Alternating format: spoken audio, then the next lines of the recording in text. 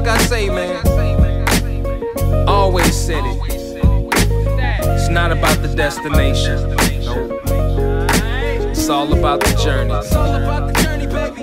Ain't nothing changed but the weather. Hello, presque en direct du Lavaredo Ultra Trail, ce qu'on appelle un presque live. On a le privilège d'être avec Monsieur Seb Camus et Monsieur Germain Grangier. Bonjour à tous les deux. Bonjour. Bon, ça va, vous allez bien? Vous êtes déjà sur site, j'imagine? Oui, tout à fait.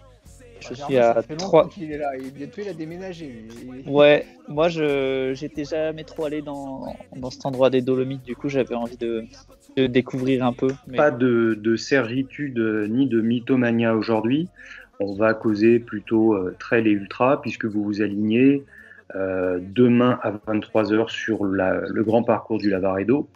Lavaredo qui revient après un an d'arrêt, pays qui a été sinistré par la crise sanitaire. Bref, grosse fête et puis l'un des premiers blockbusters de la saison. Comment vous vous sentez à l'approche de la course, qui est une question traditionnelle, mais dans une saison où on a relativement peu couru, si ce n'est que vous vous êtes croisés et on s'est croisés dans un certain village italien, à Cantalupo Ligure, pour les portées di Pietra. Seb, tu m'as dit je vais faire la course des enfants, et Germain était tout chafouin et tout déçu d'avoir fait une 8e place que moi j'ai trouvé assez solide. Comment vous vous sentez après ce début de saison, on va dire, un petit peu spécial? Seb? Moi, le bilan, c'est que ça va bientôt faire 2 ans que j'ai pas fait d'ultra. Parce que je suis venu faire le Lavaredo en 2019, donc juin 2019. Après, j'ai fait un UTMB en demi-teinte. Et après, il s'est passé quasiment 22 mois sans compétition en ultra. Et ça fait bizarre parce que j'arrive ici avec une petite touche d'appréhension. Parce que est-ce que j'ai les repères qui vont revenir rapidement ou pas? C'est la question. Il y a cette petite touche novice. J'ai l'impression de me retrouver au début 2014 quand je suis venu pour la première fois ici et de venir découvrir l'épreuve. Le parcours je le connais pour l'avoir fait plusieurs fois. Maintenant, l'ultra reste une aventure. Chaque départ est unique et on va voir ce que ça va donner. On verra ça samedi, le plus tôt possible. Mais c'est plutôt positif comme sensation de pouvoir revenir à ce stade de carrière avec ces sensations-là sur un ultra. Tu tires plutôt du positif ou il y a quand même, on n'est pas sûr de comment le corps va réagir? Ouais, il y a ça, c'est qu'au final, tu te construis au fil des saisons, au fil des enchaînements de compétition, et là, il y a un trou de 2 ans. Moi, l'année dernière, ça a été vraiment une année compliquée. Le début de cette saison, c'est pas très bien enchaîné non plus, et je me retrouve. C'est vrai que j'étais à Porte di Pietra, j'étais avec des sensations assez désagréables. Depuis, il s'est passé quand même de belles séances, de belles semaines, donc j'ai repris confiance. Je suis plutôt confiant. Maintenant, je pense que je vais avoir une course sage en début de parcours pour essayer progressivement de reprendre mes repères et puis après essayer vraiment de me mettre dans la course. Pour ensuite profiler une saison complète qui va s'enchaîner avec l'UTMB et la diagonale. Donc je reste serein sur la continuité de tout ça et voilà, je vais être plutôt sage vendredi soir, samedi matin et puis après on verra ce que ça donne. D'accord. J'ai pas réussi à voir. Je pense pas que Julien Jorot est aligné. Je pensais non, Julien, il est encore, il a une complication au niveau du tibia et. Mais René est là. René, il est chaud là, il est chaud. René, bien. Un jeune cadet, j'ai un enfant là. Je suis obligé de le calmer tout le temps. Alors c'est génial ça. Donc on parle de René Roveda. Tout le monde a vu que les mails. Reverra. Oh là là. L'étoile. Tout le monde a vu que... Ok. Germain, toi de ton côté, alors c'est vrai qu'il y en a beaucoup qui ont eu des sensations compliquées au Porte di Pietra à Cantalupo. Moi je trouve quand même que la 8e place a été très solide. Après il y a eu le Ventoux où tu as fait 3e. Donc toi comment tu te sens? Ce que je t'avais dit par messagerie, c'est qu'on est assez impressionné par Personnellement, je trouve qu'il y a un cap qui a été franchi en 2019, mais bon, je dis ça vraiment en toute humilité, sur le volume compétitif et puis la capacité à avaler de la distance, ce que vous aviez transcendé avec Cathy sur ce grand projet en 2020 de, euh, de traverser Mont Blanc, Cervin, à peu près dans toutes les dimensions. Comment tu te sens, toi, à l'approche de ça, et sans parler du futur ou des semaines à venir? Oui, bah, pour reprendre un peu les propos de Seb, c'est vrai que la rentrée en Italie, c'était un petit peu complexe. Bon, moi, j'ai eu la chance de faire ce projet que tu as dit là en 2020, qui était un petit peu au final un long projet. Et j'ai aussi fait l'UTCAM dans le Mercantour, ce qui fait que ça m'a un petit peu gardé dans le rythme et dans les repères de l'ultra, même si j'ai quand même moins d'expérience que Seb sur sa distance. Ça m'a permis de rester un petit peu plus dans la bulle. Et en plus, cet hiver, on a traversé aussi le Mercantour en ski avec Cathy, qui nous a pris 24 heures. Donc, on a essayé de garder contact avec cet ultra long et fort. Reprise à portée de piétra assez compliquée en termes de pas mal de crampes. Je pense que le rythme course était assez loin au final. Et c'était assez punchy avec des Italiens qui avaient repris, qui avaient déjà pour la plupart 2-3 courses dans les jambes. Ce qui a été plutôt rassurant, c'est de voir qu'au Ventoux, ça allait. J'étais allé parce que c'était assez roulant et que ça pouvait être pas mal dans le cadre de la prépa du Lavaredo. Et au final, le Ventoux est toujours placé en mars et moi, on prend toujours des volets en mars au Ventoux parce que c'est la première course de la saison. Et là, le fait de l'avoir en juin, au final, c'est la première fois où j'avais une distance à peu près correcte dans les jambes. Donc c'était assez agréable de courir le Ventoux sans être complètement mort au bout de 2h30, 3h. Donc du coup, Ventoux qu'on a partagé. Ouais, parce qu'il faut dire qu'avant j'étais dans le team Garmin avec Seb et généralement on faisait toujours le déplacement au Trail du Ventoux et chaque année on disait non, on n'y va pas parce qu'on n'est pas prêt, parce qu'on a fait plein d'autres choses pendant l'hiver. Trop tôt. Et à chaque fois, on y va quoi, en camion, et à chaque fois, on rentre, et on est tous là, on se dit putain, mais on s'est fait exploser quoi.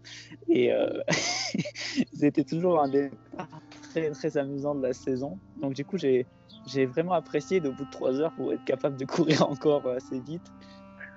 La première fois, et je le savais un peu avant que ça allait être un Ventoux un peu différent. Et Vous êtes dans deux situations, deux configurations différentes. Ce que moi je trouve intéressant aussi, c'est que sans parler de conflit de génération, enfin pas de conflit de génération, ça c'est toi Seb qui l'a dit il n'y a pas longtemps pour blaguer, mais on peut dire quand même. Je reprenais tes propos. Moi, il n'y a pas de conflit de génération. J'ai dit génération, mais on est deux générations quand même du trail, d'ultra. Germain et Sébastien. Sébastien, tu as accompagné le développement de l'ultra et Germain est à un autre stade de ça. C'est touchant et intéressant, je trouve, de vous retrouver au départ de ce Lavaredo, avec des optiques qui sont totalement différentes ou des sensations différentes. Est-ce que c'est une course sur laquelle, ma foi, la maturité peut aider dans la gestion ou sur l'appréhension du parcours? Ou est-ce que c'est plutôt une course où les performeurs et les scoreurs peuvent être très très jeunes, à votre avis, toi, Sébastien? À chaque fois, je tourne la tête alors qu'en fait, il faut que je regarde la caméra. Disons que là, comme tu le disais, il y a une nouvelle génération d'ultra trailers qui arrive, dont Germain fait partie. C'est des jeunes qui ont vraiment une vitesse beaucoup plus importante que ma génération et la génération qui m'a précédé. Là, on est vraiment sur des profils bien particuliers où on a vraiment une préparation spécifique pour l'ultra trail avec une bonne base de vitesse. Ce à quoi moi je suis pas adepte parce que ben voilà, les années passent et c'est un peu compliqué au fil des années de se dire bon, je vais aller gagner un peu de vitesse. Je reste plutôt sur le facteur endurance et maintien de l'effort avec une résistance. Maintenant, pour revenir sur le Lavaredo à proprement parler, c'est une course qui est rapide, mais il y a un final très particulier. Moi, j'ai vu beaucoup de coureurs se casser les dents sur la fin de course. Et c'est un parcours sur lequel il faut garder du jus. les 4 dernières heures sont assez spécifiques et d'autant plus qu'on rentre dans des zones un peu techniques. Donc voilà, si tu commences à piocher sur ce secteur-là, tu perds énormément de temps. Et la course, elle va se jouer là. En gros, tu vas te positionner sur les 9 premières heures et après, il va falloir puncher sur la fin de course. Et la victoire va aller se chercher voilà, dans la dernière section, je pense. Germain, toi, qu'est-ce que tu en penses? Est-ce que des secteurs que toi, tu as identifiés particulièrement sur lesquels tu sais que c'est là où il faudra en garder sous le pied ou alors se dire que c'est à ce moment-là qu'on peut faire une différence? Un petit peu pour toutes les courses, fin de course qui décide un peu ce qui va se passer. Cette année, déjà, on n'aura que 2 points d'assistance, donc c'est une course qui est autrement stratégique et c'est bien, c'est très bien. Après, ouais, c'est un savant mélange entre des zones vraiment avec zéro technicité et très roulantes, puis des zones qui sont plus techniques, mais voilà, avec des petites sections techniques. Donc, je pense qu'au final, c'est une course qui est plus ou moins complète, même si elle tend quand même plus vers le courant. Pour moi, la fin est quand même plus escarpée et c'est sûr que si tu arrives là-dedans et que tu es vraiment au bout, quoi, c'est compliqué d'avancer, quoi. Quel serait votre sentiment sur, je dirais, les 5 premiers ou premières qui ont vraiment une carte à jouer ou que vous verriez bien sur la course, Seb? Je me suis pas vraiment focalisé sur la start list. Donc voilà, tu en as cité 2. Il y en a un qui est présent avec nous aujourd'hui, c'est Germain et Xavier. Après, il faut faire attention à René Rovera qui risque de sortir une carte de son chapeau. Donc, très affûté. Méfiez-vous, vous allez le voir arriver. Non, après, honnêtement, j'ai pas de pronostic sérieux parce que j'ai pas regardé la start list. Ça fait partie de mon tempérament. Je regarde très très rarement la start list des courses. Parce que je suis dans une approche particulière de l'ultra. Pour moi, c'est en toute honnêteté, c'est d'abord une épreuve sur laquelle je me focalise sur moi-même. J'ai 120 km à faire demain soir le plus vite possible. Il faut que je sois linéaire sur l'intégralité du parcours, d'autant plus, comme je le disais tout à l'heure, c'est une reprise de quasiment 2 ans sans compétition d'ultra, donc les repères vont être compliqués à retrouver. Et j'apprends au fil des discussions qui sera là sur l'UTMB, qui sera là la DIEC. Et la hiérarchie, elle s'impose à la fin. La hiérarchie s'impose à la fin parce que tu peux être en tête sur 90 km, si tu exploses, ça servait à rien d'espérer de gagner cette course parce que si tu voulais la gagner, il faut que tu sois en tête au 120e quand tu franchis la ligne d'arrivée. Justement, Germain, chez les femmes, est-ce que toi, tu visualises particulièrement quelqu'un? Je pense, moi, à Camille Bruyas, parce qu'on a vu que sur les portées di Pietra, elle a fait quelque chose d'absolument extraordinaire, de facilité. Est-ce que tu penserais, toi, à quelqu'un particulier, sachant qu'il y a Mimi, Kotka, il y a Cathy, Camille Bruyas? La course féminine est assez différente de la course des hommes. Elle court rarement en groupe, en fait. Nous, je pense qu'on est quand même plus en grappe de coureurs, on va dire. Je sais pas trop comment ça se passe, même si Cathy, des fois, me raconte un peu, mais je sais pas trop comment ça se passe, une course féminine, mais ça doit être assez dur à gérer, parce que tu as quand même pas mal... elle court avec pas mal d'hommes qui sont entre elles. Elles ont du mal à voir devant, qui est devant, parce qu'il y a pas mal d'autres concurrents. Mais oui, je pense qu'il y a un groupe assez homogène de filles que tu as citées. Après, je pense qu'elles ont un peu tous leurs points forts et leurs points faibles. Donc, à mon avis, ça va partir vraiment sur des rythmes un peu différents. Ouais, il y a certaines qui ont plus couru, il y en a d'autres qui sont plus à l'aise sur du plus court, d'autres sur du plus long.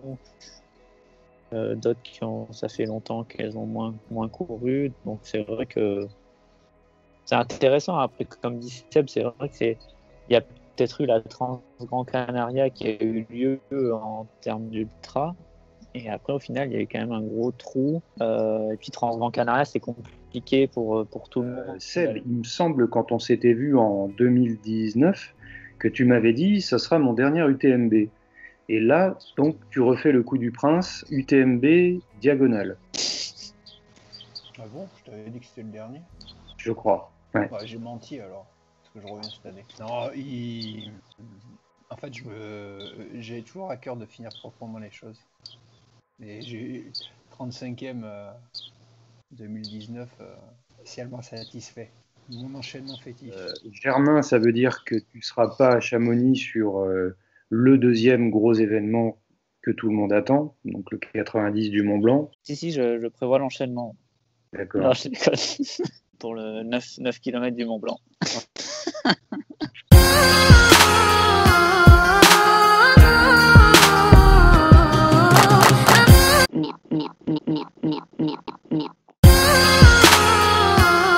Il faut que tu reviennes sur ta blague, Germain.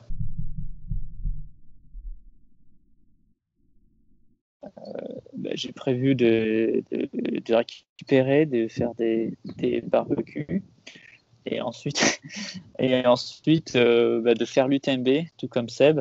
Mais je pense que je ferai une course, une ou deux courses distance de préparation. Donc, je ne sais pas encore trop quoi. Je sais qu'on voulait faire Cerzinal, on verra si on arrive à le mettre au milieu. Et ensuite, UTMB. Et après l'UTMB, on n'a pas encore trop réfléchi s'il y a une suite après l'UTMB ou pas. Un grand merci. Ça pourrait durer. La connexion est excellente. Je vois que ça se coupe derrière Germain. À la limite, il y aurait eu René. On lui aurait fait un coucou s'il était là. Mais René est reparti. Et Garçonnier. Okay. Non, mais ça va prendre un plomb. L'essentiel et en plus, c'est tellement vrai, quoi. C'est ça qui est rigolo, quoi. Et là, on met toute la maison. Allez, bonne course. Comme ça on dit. Roule. À ciao, bientôt. ciao.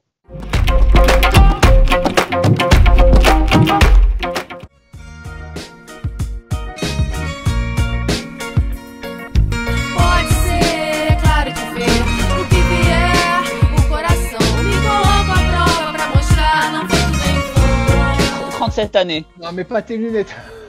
O que vier, o coração me coloca à prova pra mostrar, não foi tudo em vão.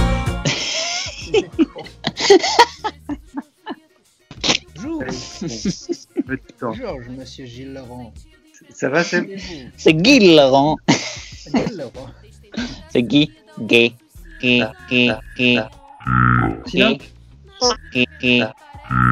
Salut. Presque en vrai.